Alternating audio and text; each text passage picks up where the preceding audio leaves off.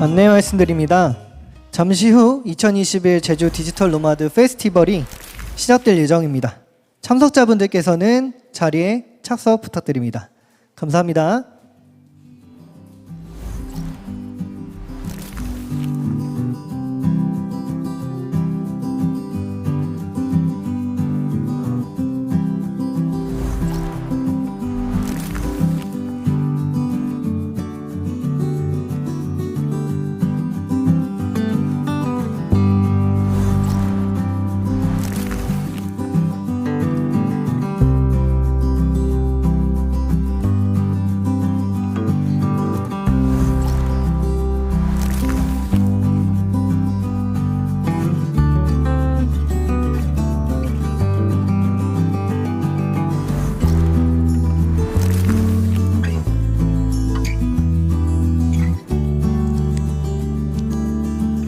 네, 안녕하세요. 2021 제주 디지털 노마드 페스티벌에 오신 여러분을 환영합니다.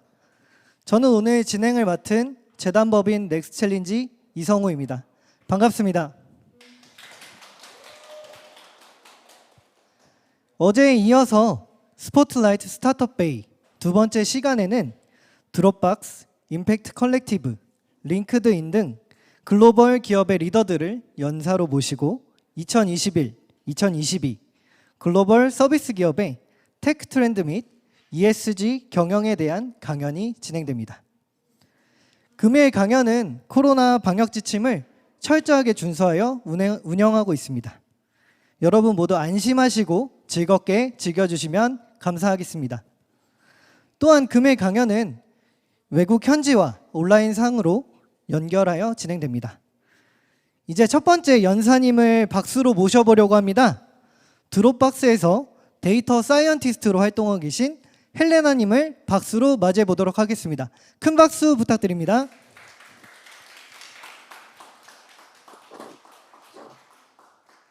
Hello everyone, hope you can see my face. Okay, cool, awesome. I'm going to share my screen. So start with that. Okay, cool, awesome. So hi, thank you so much for having me here. So my name is Helena Zen. I'm here to share my experience working as a data scientist at a tech company in the US. So you can also find me at this linking URL, as well as if you just search my name, Helena Zen, and Dropbox on linking, then you can easily find me there. So let me first start to give you guys a little bit background about me, like what I studied in college and how I landed as a data scientist at tech companies. So I was born and raised in China. My family moved to US back in 2008. I then started my undergraduate at UC Berkeley, double major in physics and applied math. After my graduation, my first job is actually not in tech company. I was working in a traditional insurance company because at that time, like the concept and my parents were telling me that a traditional company can help you to get a stable job. The company is more stable, and then you can just work there from the beginning until your retirement.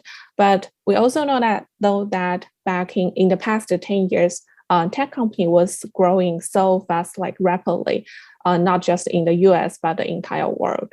So after a couple of years, I worked as a product analyst in the insurance company. I started to think, should I take some challenges to work at the tech companies to see how does working in a tech companies looks like, and how can I better apply the knowledge and the skill set that I have at there.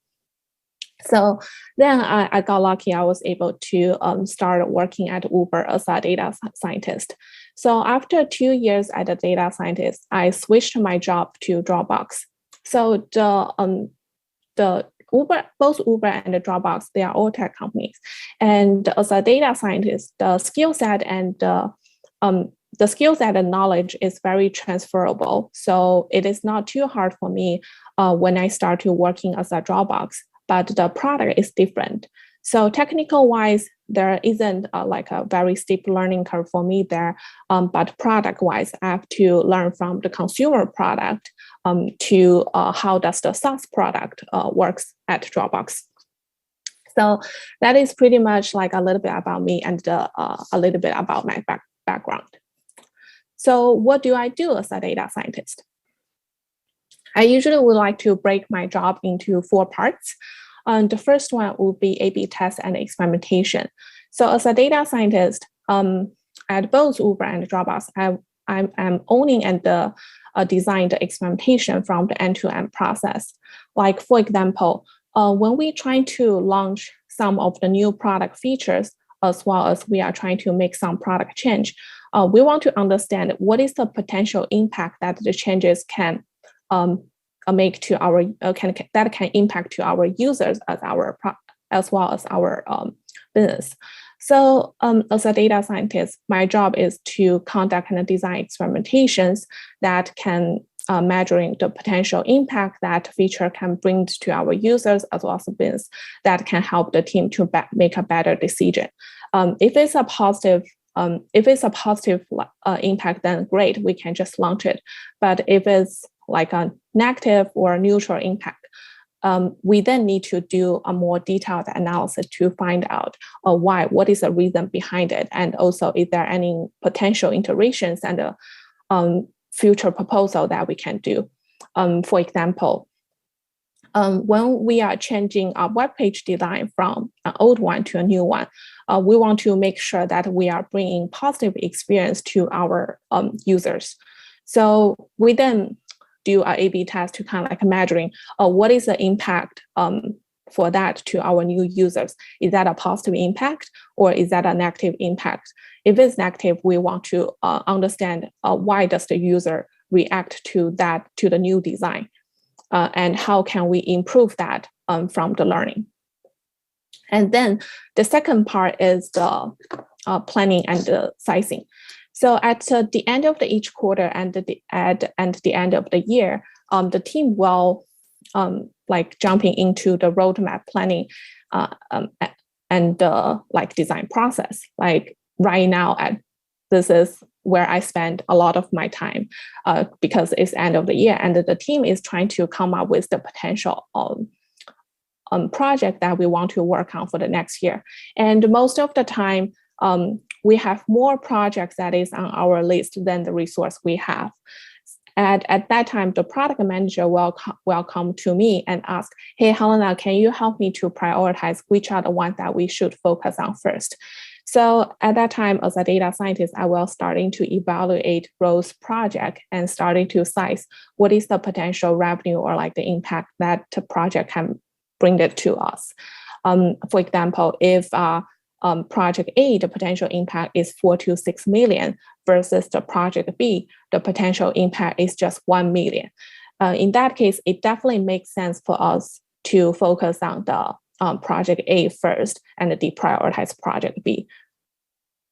And third is help the team to identify opportunities. So I also spend a big chunk of my time to conduct deep dive and the strategic analysis to help the team to identify future potential opportunities. So at Dropbox, project ideas and the product ideas are not just coming from our leaders or our product teams. Data science is also responsible and encouraged to come up with the product ideas. So like last year, I was able to use one of my strategic analysis to identify some potential opportunities. So after I see that potential opportunities, I then shared with my team, hey, this is my ideas. How do you guys think about it?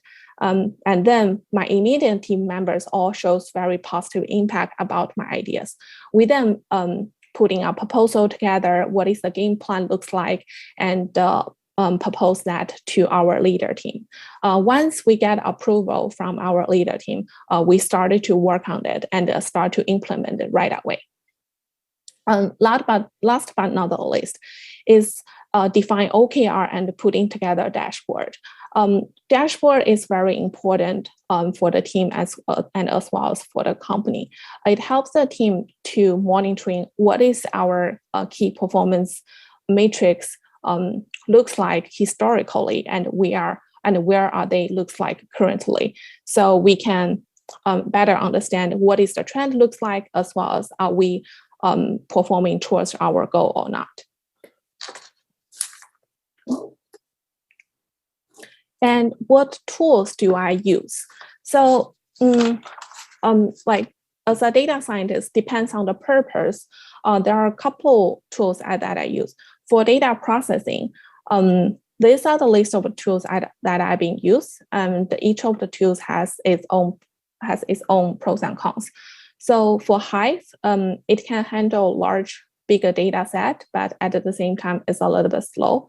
For Presto, it is much faster, but it cannot handle like a big data set. For Spark, it can handle the big data set. It is pretty fast, but it's a little bit unstable. Like a lot of the program and the code that I've been running, it tends to break a little bit more compared with Hive. So it depends on my job purpose and depends on the size of the data that I'm dealing with. I will choose different tools accordingly. And for the analysis purpose, I mainly use Python and R. R was the tool that I learned when I was in college, and then I started to use it when I first started my job. But in the past couple of years, Python definitely become more trending and more popular, and as well as most of the tech company has better environment of supporting Python. So I would say right now, I definitely use, for analysis purpose, I definitely use Python a lot more than R. And for dashboard, so when I was working at Uber, I mainly use Tableau. Tableau is a really powerful tool. It is very capable and can build a lot of like fancy dashboard.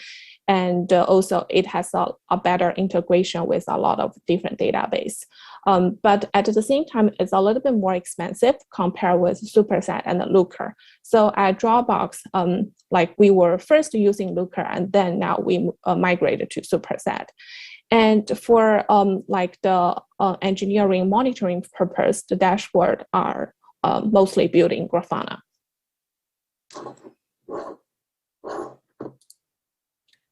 So how does a data scientist working with other teams?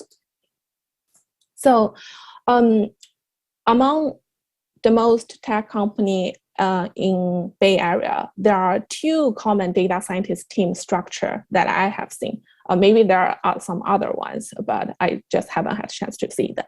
The first one is centralized, and then the second one is embedded. So for the experience that I have, both Uber and Dropbox are embedded. So I'm more familiar with that model. So I can't speak too much about centralized. So I will give you guys big details and more into how does the embedded data science team structure looks like. So the embedded model, one data scientist will be assigned to one product line. So within that product line, there's usually one or two product manager, one data scientist, one designer, and a team of engineers. So each of the roles has different skill set and responsibilities, but we have the same goal, which is to bring the team and the product to success. So although we are doing different jobs and we are doing different things, but at the end, like we all have the same goal. We want the product and our team to be success. And the working environment is very collaborative and open. We often share feedbacks to each other. We believe that feedback can help the team to build a better and closer relationship and help the individual to grow. Sometimes if you just work in your own zone and your own area, and if you don't listen to others, then you only get one perspective. But if you are willing to accept feedback and sharing feedback to others, you will get like open a wider range to accept a more view from other perspective. Like sometimes my PM will make a great suggestions to me how does they think for my project as well as engineering. They will make great recommendations to me as well. So by hearing like the different feedback from different perspectives, I as an individual will be able to grow like further and better. And the second part is project ideas are coming from everyone. It is like everyone and everyone in the team is responsible and also encouraged to sharing their ideas about what are the potential projects and what are the interesting projects they want to work on. During the roadmap planning process, every team member will get together into a room to brainstorm ideas about potential project they think is interesting and worth for us to work on. And then we will collect all those ideas to evaluate them and then consolidate them, then put it into our future roadmap. So sometimes you will see the project that you proposed or you shared in our future roadmap. I think for at least for me, it is very exciting to see the ideas and the project that are coming from me are actually being worked on and implemented into the market, as well as like users are using it. So that is definitely something like motivates me to do my job. So how does the data scientist future trend looks like? So the first one is the acceleration of the AI and the machine learning in business. AI during the past few years, it has gradually been adopted by a lot of mainstream technology companies for both small and large business. And there is every indication shows that it will continue to grow over the next few years. Today, we are in the beginning stage of using AI, but in the future, it's very likely that we will see even more advanced applications of AI across scientific field, across both business industries as well as like finance industry and the technology industry. What is driving this rapid growth, I think, is the fact that AI allows enterprise companies, both small and big, to improve their efficiencies of their business in both process and operations, which means they are able to like their business are able to run in a more efficient way. They're able to operate in a more like efficient fashion, and as well as like saving, make a big saving in their operational cost. The second one is turning the big data into the business insight. I think in the past 2 to 3 years, I do see like there are tons of the tech companies, and there are definitely more openings for the companies that is hiring data scientists. Data scientists use big data to offer incredible business insight that helps organizations to improve their reach, optimize their process, and increase their investment. For example, when we are trying to launch some marketing campaign to our users, to grow our user base, we know that different type of users will react to different type of marketing campaign differently. For example, a younger user will react better to like digital marketing, like social network and maybe like YouTube advertisement, etc. And older people will react better to a more traditional marketing way. So as a data scientist, our job is to clustering those users into different groups, so we can apply different type of the marketing channels to them accordingly. Last one is the real-time analysis. Several industries make a really good of the real-time analysis, make a really good use of real-time analysis. For example, logistic industry and rideshare. Like in US, for both Uber and Lyft, as more data has been historically collected and analysis, it helped the data scientists to come up with an accurate prediction model that can apply it in the real time. So with the more data that be fed into the model, like your real-time estimation, how long does it take for your driver to pick you up, as well as your food delivery, road time will be predicted more accurately with the more data. So that is pretty much all I have that I want to share with you guys today. Thank you so much again. Let me. 네, 오늘 좋은 강연 전해주신 헬레나님께 다시 한번 큰 박수 부탁드립니다. Bye-bye. 네, 이어서 두 번째로 저희가 모셔볼 연사님은요, 임팩트 콜렉티브의 송이님을 만나보도록 하겠습니다. 송이님 역시 전 세계를 돌아다니면서 디지털 노마드적인 삶을 살아가고 계신 한 분이신데요. 저희 큰 박수로 모셔보도록 하겠습니다. 안녕하세요. Hi. 저는 오늘 영어로 해야 될지 한국어로 해야 될지 잘 몰랐는데 우리 이전 연수사님께서 영어로 해주셔서 조금 지금 어디언스의 분위기를 좀 알고 싶은데요. 혹시 영어가 편하실까요? 한국어가 편하실까요? 네, 영어로 진행해 주시면 좋을 것 같습니다. 네, 알겠습니다. 좋습니다. Hi, everybody. Lovely see you all. I know some of you guys are there physically, some are not, but I'm going to share briefly. It's just 20 minutes that I have. So I'm going to share a little bit of my background and what I've been up to and why I am here with what I do related to impact startup and also ESG and then SDG and a lot of this difficult word and then why does it matter for us? So I'm going to share my screen briefly. Can you see my screen?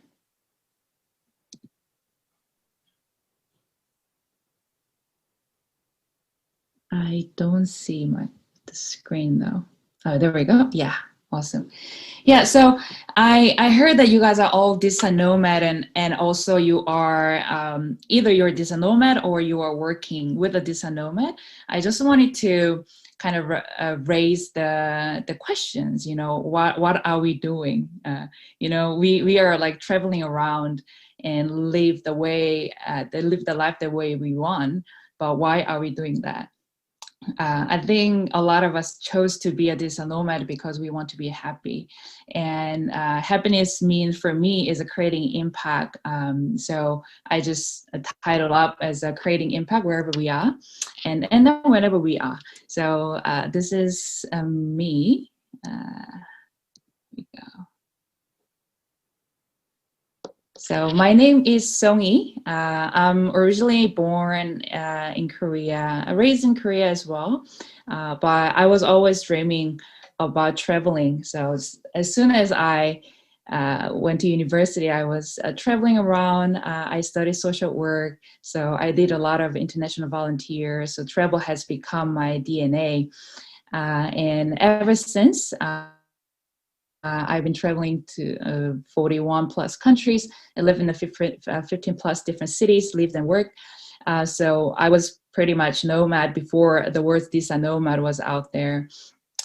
And I ended up building a tech startup, building Bitcoin SMS wallet. I don't know how many of you guys know, but if you're a digital nomad, you know how hard it is to actually send and receive money and then invoice yourself and then get tax and all those stuff. But my motivation wasn't that. But my motivation was actually, how can I help people who doesn't have any way to receive money, and what would be the easiest way for them to get money without internet, and even on a text message they can simply kind of receive and send money. And right now we have a Kakao Bank and Altos and a lot of different tools, but back then didn't have it. So my first business idea was creating a Bitcoin SMS wallet. That was 2013, and that's how I become officially digital nomad from I left my job at World Vision, which is a biggest NGO in Korea, and started nomading and building a tech startup. So we moved to Silicon Valley and then did all the startup thing. And our team, as soon as we raised money, we moved to Thailand and Bali and Indonesia and Singapore, and then traveling around and then doing our ventures. And I never had a chance to go back in Korea. I was there for quite some time and then back again. So it was since I've been in this crazy world of openness and Bitcoin and then Web3 and decentralization and blockchain and all of interesting things. I've been just sniffing around and then building product. But the impact has been my heart. And then my work for the last 10 years has been always, how can I bridge deep technology and impact? So that has been the work. And the recent work that I do, I build and I invest and I support startups and individual who is creating a meaningful business in a meaningful way. So I've been involved with this initiative called Impact Collective. That's how I introduced to you guys, which is a community-driven and accelerator program for impact startups in the Asia Pacific. So we let people decide who's gonna get money, which is investment money from our fund, and the community is involved in every process of selecting the teams and helping the teams, and then making decision of investment. So it's a quite interesting model, and I think I was able to do this because I was a digital nomad, and I am still. A lot of different experience that I gather from here and there, and it all comes down to like the very basic, the core value of as a human, right? So we want to be free, and then to be free to do whatever we want, and then be wherever we want, and with the people that we love. So that kind of automatically grabs me in the idea of community and the impact, and how all this comes together as a result. And a lot of the projects that I'm doing, so I left the domain, the website name for 3 different projects that I'm doing. So if you're interested in, have a look at it. But today I was told to talk about impact a little bit, so I'm gonna dig into that. So it might be not so practical. I don't know what's the impact understanding level all of you are. So I was gonna have a very simple slide and then explain what I do and how I do things. So what is impact for you? So for me, when people ask me, what is impact and what is the impact entrepreneurship? For me, it's more like solving the problem and the inconvenience of mass, which is us. Right now, like what is the impact? So impact is some people think that helping poor people, or what is the impact? And the doing things that is saving the planet, or there's so many ways of understanding and interpreting the impact. But for me, as an entrepreneur, as an investor, are you solving the problem and inconvenience of a mass people and a mass population? So is it the problem that you're solving is bothering a lot of people and yourself, so you have to solve it, otherwise you cannot sleep at night. And then once you get that point, and then once you really have a clear intention to solve this problem and then be part of the solution, that's the impact that you are creating. So I put as a mass, which is us. Even a few years back, environmental problem, we all knew that it's coming, but it wasn't everyone's problem, because like a lot of country that is wealthy, and we've been just like extracting a lot of resources that is given to us in the earth, and we just keep taking, never giving back. And now we are facing the huge consequences as so many different ways. I think COVID is one of the symptom of that. We just keep just taking instead of giving and make it equal. So now when we talk about a mess, it's not just people who are living in an emerging economy or development country. It's just like all of us. And now there is a lot of different things happening around the problem, the inconvenience that we have, and then also systemic level, because like COVID kind of show us like what is really the problem is. And a lot of governments are facing the challenges, and we were just gonna simply go over to ESG, but like a lot of companies start to realize that, oh shit, actually the financial benefit isn't it. We have to actually look into corporations' other responsibility and how they actually deal with that. So that's, it's not just like a small number of people who carry this inconvenience or problem of the global climate changes, a crisis, and any of those, or financial kind of like crisis, and all of that. It's just all of us. So we have to take the ownership and the responsibility to tackle this problem. So I just wanted to mention that briefly.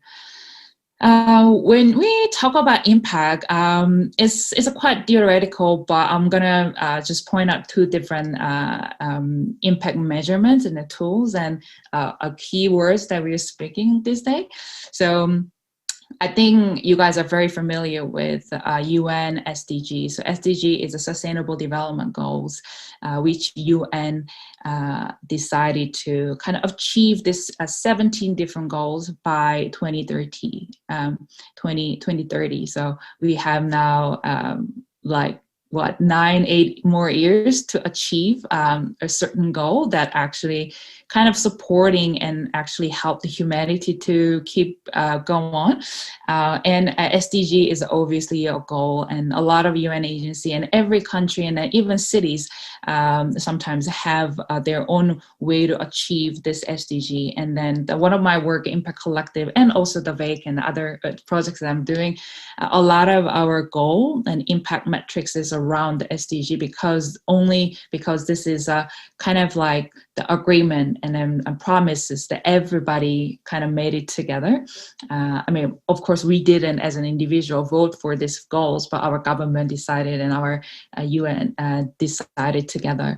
So you just take this as a goal. And when you look at things, like a no poverty, zero hunger, good health and well-being, all of these 17 goals are pretty much important. And so whatever you do, whatever projects you do, even you're in the startup, if you're founders, always think about like your action and your product and your services providing, a better impact for SDG, and is your strategy kind of meeting that SDG goal in many how, and then you can also kind of use this as a metrics to track your impact. So SDG is basically a goal. And then, there is another 3 words that is quite new to all of us, which is ESG. So ESG is basically a tool. So SDG is a goal, and then ESG is how can we actually get into that goal. So environmental, social, governance, these 3 different character, different initiative, or different strategy, or whatever you call it, of the one company kind of has to have all these different factor. And the bigger company you are, the more it requires to have those framework. So your work and your business are actually heading into the right direction. So why people are caring about ESG? Because in Korea, I think Samsung would start to talking about ESG, or another big corporation, because only because they're one of the biggest investor ask, what is your ESG score? What do you do about environment and social and governance? What's happening? We want to have that, and we want to actually extend all our portfolio to have this thing, because we are facing really, really critical challenges as a globe, as a planet, as a human, as a humanity. We can't just keep looking into the financial numbers, but we have to have those numbers as well, so we are not killing ourselves, basically. So if you can see, there is environment and governance and social. Sometimes people are quite confused of what is the difference between all of that and how can we implement it, all of this. And then it's still a lot of questions around that.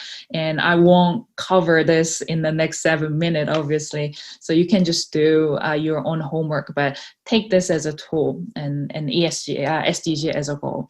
So when we look at those ESG graph, and everybody has a different kind of a framework around that. And this is one thing that I thought the visually most pretty. But it's quite similar. And the environment, you see like what kind of innovation has made it, in the solution that you're creating or your company. And then also, how do you actually manage your waste as a production level? And how do you use a natural resource? And how do you manage that? And then do you consciously and mindfully using those resources? And then also, what is your climate responsibility? When you think of it, like your production and your company doing something, are you actually thinking about what kind of impact you're going to make in the climate level? And then social is another thing in a very similar level of environment. So are you taking care of your society? Are you taking care of the community? And then also, what does the value chain look like? Is it fair enough? And also, do you have enough diversity, either, like people you are serving or in the company and things like that? And also, human capital management. How do you manage humans? And governance is a little bit tricky one because often, especially in Korea, we are not really asked to think about governance much because we have a very kind of a certain way of doing governance. But I'm personally really glad to see this has come up. So in governance, how transparent are you? Is there any corruptions? How do you actually communicating with the team and then your customers and clients? And then what is corporation governance? So is it one person having like 70% of the share, and how does it work, and then how much diversity do you have in your shareholder and stakeholders, and then what's your risk management strategy, and it's all sorts of things, and I think this is a great tool, especially when you either starting the business or running a business. You can't be perfect in everything, but at least having this as a kind of guidance, and then ask those questions as you go. And if you're especially looking for that fund to continue your company, the more investors will have a look at those numbers and what kind of ESG kind of a score that you have, what's the strategy, and also SDG goals, which number of SDG are you carrying as a main thing and a sub thing. So there will be a lot of different, this framework around impact will be introduced. It was already introduced, by the way, and then it will be more important to have that equipped in your company and as your even single business. So next one is, so I want to a little bit talk about like how I achieve impact in my work and life, and I want to challenge you and how do you actually first identify impact yourself, and the second, how do you actually thinking about it and achieving it and in your work and life. So the three different factors, quite holistic view to have a look at it. For me, just the three like very simple three things that has come up to my mind when I think of like digital nomads, a lifestyle, and then how we can actually achieve impact in our work and life. So first of all, understand the problem.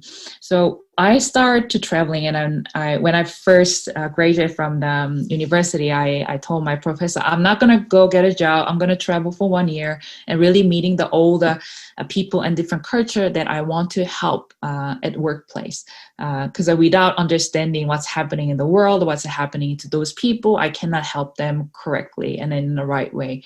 And neither I understand. So we as a digital nomad, we've been traveling a lot. We've been exposed to a lot of different culture and the languages and the communications and in the context, and then that kind of connect us to the problem of its own. So please leverage your experience of traveling and the experience of being a digital nomad and have compassion with it and connect with the heart level. And then in that case, you can actually find your impact, which can be a problem as well. So what kind of problem, inconvenience bothering your heart? So connect with that.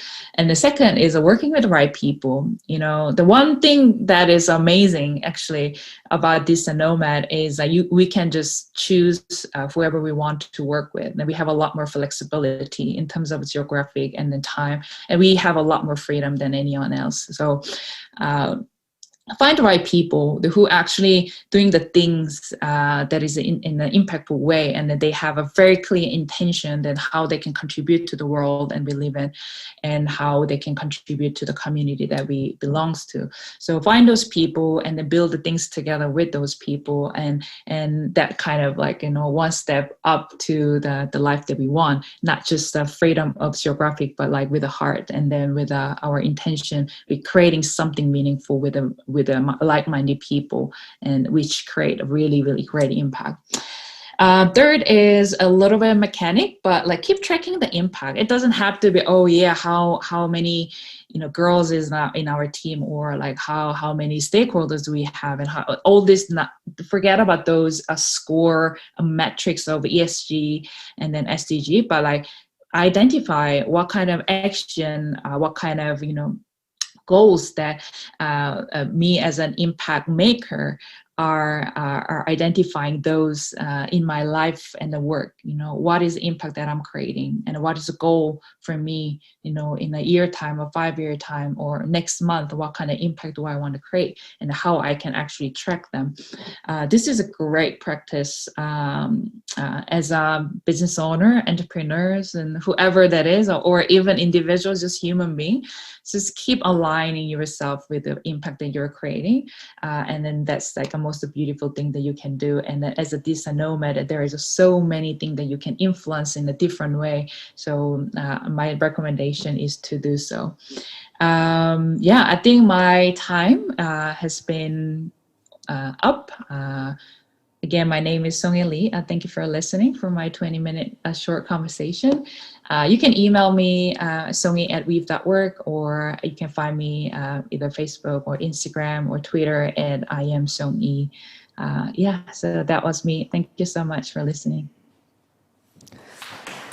네, 세상 곳곳에 전하는 좋은 영향력과 새로운 인사이트를 얻을 수 있는 좋은 강연이었습니다. 좋은 강연을 진행해 주신 송이님께 한 번 더 박수 부탁드립니다. 네, 저희 이제 마지막으로 링크드인에서 데이터 엔지니어로 활동하고 계신 샤오슈에님을 맞이해 보도록 하겠습니다. 큰 박수 부탁드립니다.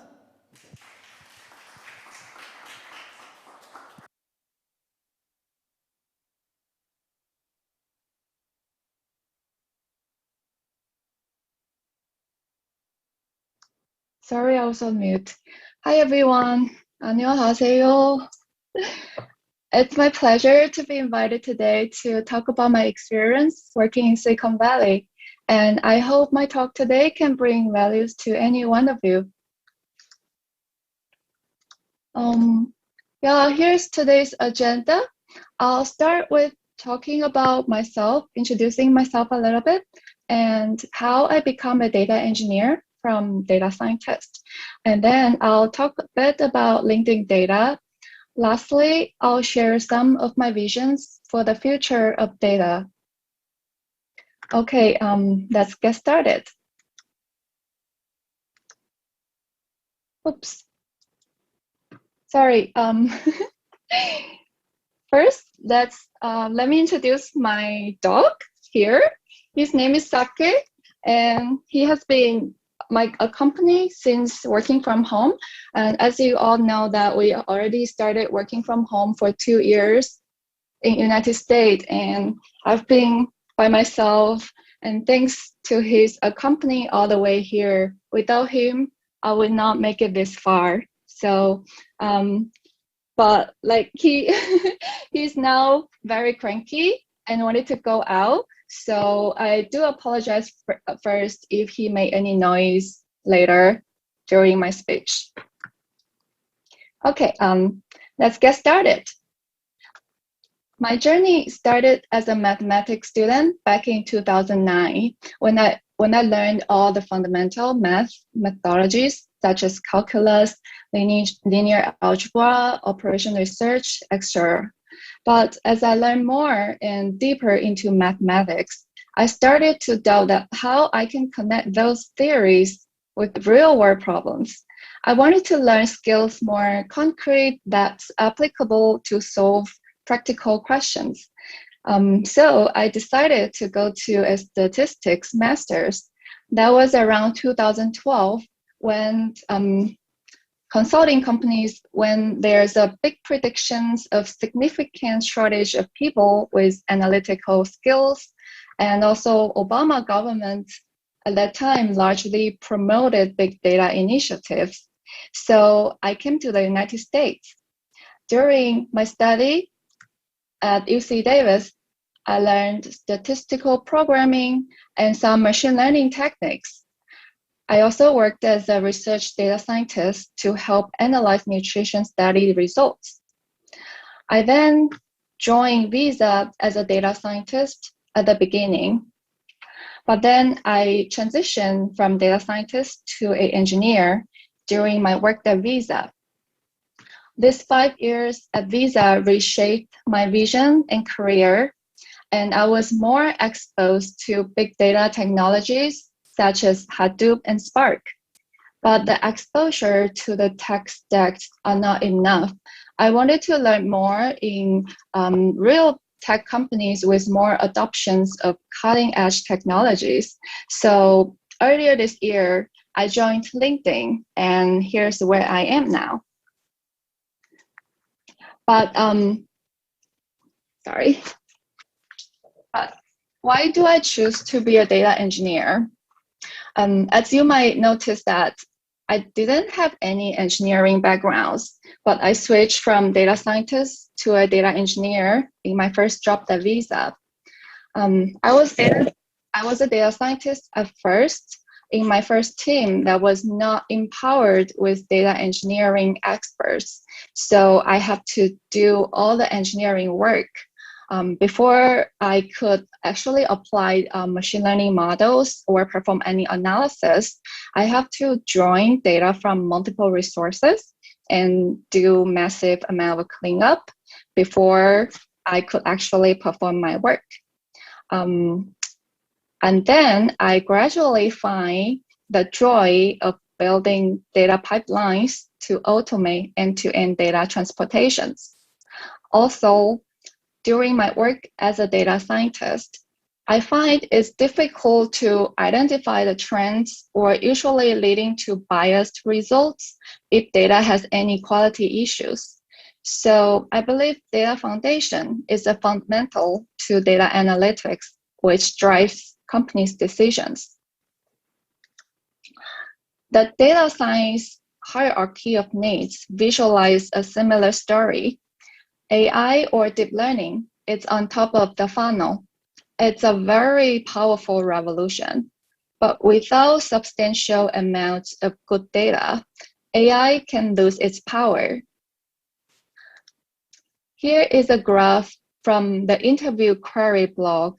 In 2020, in United States, we have a hiring freeze that definitely cooled down the job market. For the whole year, most tech companies stopped hiring people. We can see there was a downtrend for data scientists' need. However, the need for data engineers is increasing. Here you can see the trend. All these experiences and thoughts drive me towards data engineering and staying as a data engineer.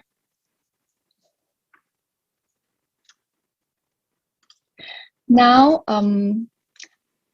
I will move on to LinkedIn data, and I will talk about what data is collected and used, how data is collected and used in LinkedIn, and what do I do as a data engineer here. I will start with introducing engineering structure and where I fit in. As a tech company, engineering is the biggest department in LinkedIn. It covers infrastructure, data, productivity, security, customer experience in a higher level. We'll focus on data today within data organization. Inside data organization, AI, data science, data infrastructure, platform, and data engineering. These are the main teams we are having in data organization. And data engineers can fill in two places. One is embedded within data science group. And another type of engineering, it's a standalone engineering team, whose responsibility is to ensure data availability and compliance. So the differences between two different data engineers are the centralized data engineer in a separate team, they create data for general needs, following general guideline, and they will make sure data is available and up to date across the company. So most of the data engineers here will not have very specific business knowledge for specific products. But data engineering engineers within data science team usually require more knowledge in certain products. For example, LinkedIn main page or LinkedIn Learning, and also so to create data serve very specific purpose. And my role is within product analytics. I work with data scientists to build the data sets they need for use cases. Now, what do we use data for in LinkedIn? There are four main use cases of data in LinkedIn. Company daily executive report dashboard is the most critical application. So we deliver reports of important metrics to executives' mailbox by 5 a.m. every morning. Usually those data include core business metrics like what's the revenue growth, how many clicks and how many new members signed up, like those informations to help them make critical decisions. So it requires early data availability and high accuracy. The second largest use case, it will be A/B testing. Say A/B testing is like experimentation. Say if today we want to change LinkedIn's logo from blue to green, but we don't want this change to decrease the member engagement, we'll choose a small group of random members to experience this new feature first. And then we're gonna look at statistics of their engagement data to decide, and first to see if their engagement dropped compared to those members who doesn't see the change. And based on the statistics, we can decide if we want to expand the change to more members or discard the change. This is A/B testing, and this is another significant use case of our data. We also use data for reporting and ad hoc analysis.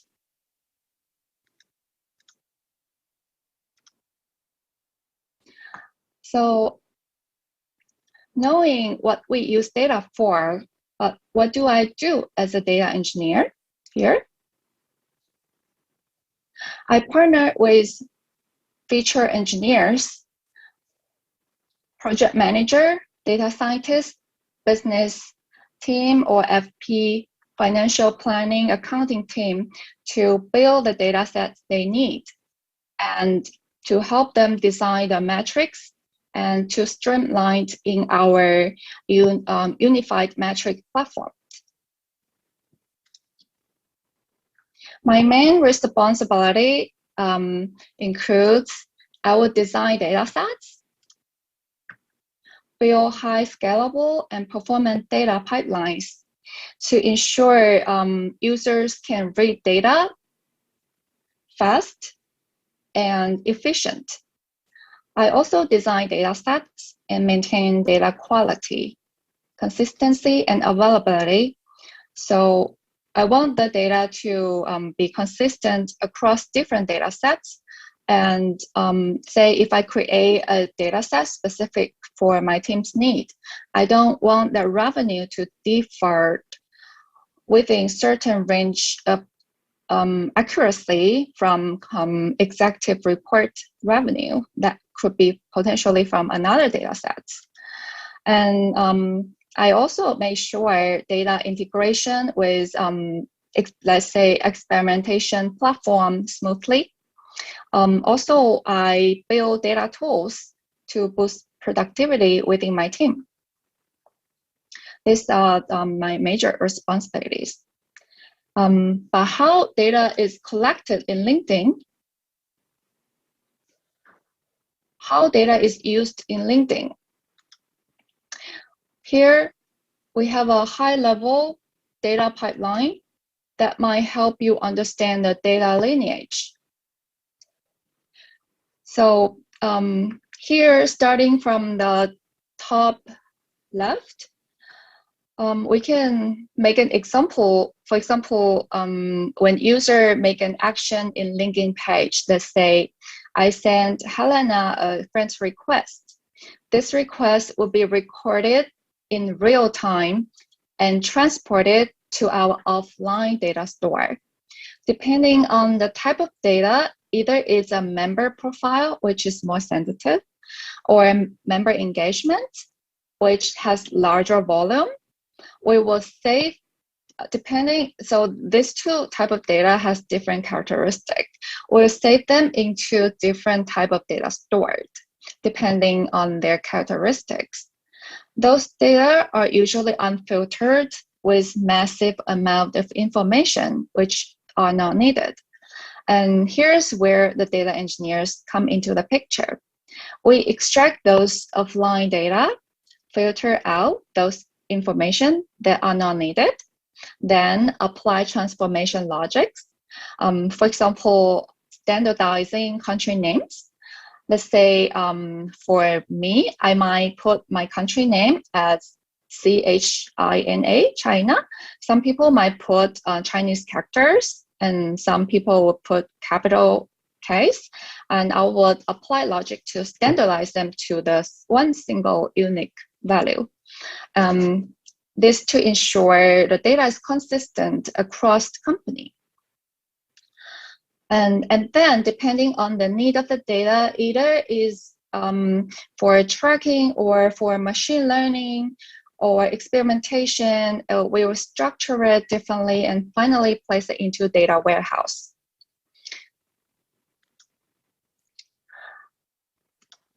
So here's a set of text that we use in LinkedIn. For data stores, we have Oracle, Expresso, Pina, Couchbase, Venice, and HDFS. Some are created in LinkedIn and further incubated by Apache. For data ETL tool, we have Semda, Kafka, Brooklyn. Those are real-time streaming data pipelines tools, and collaborated with Goblin for data injections. Here I would like to mention is the UMP. UMP is unified metrics platform that's benefiting the entire LinkedIn's product analytics. So it's a set of tools to streamline and ensure consistency of data metrics. And also we have scheduling tools, Azkaban or monitoring tool, Third Eye, and Dr. Elephant. In terms of a data application, we use Tableau for business analyst, T-Rex for experimentation, Retina for analysis reporting. Yeah, these are not all the tech stacks in LinkedIn, but these are the common tools for data engineers as me.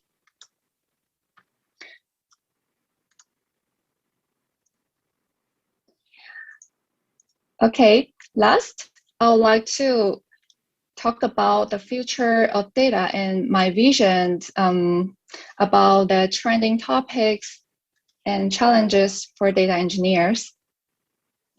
First, I think data explosion. Data volume will definitely keep growing to a vast amount. More data means more opportunities, but also it means more challenging for data workers to manage efficient data stores and reading in order to bring valuable insights. Also, cloud service, the storage might migrate from on-prem to cloud. There are two aspects of concerns. One is security, because of lacking of professional security experts on site, often result in data breach.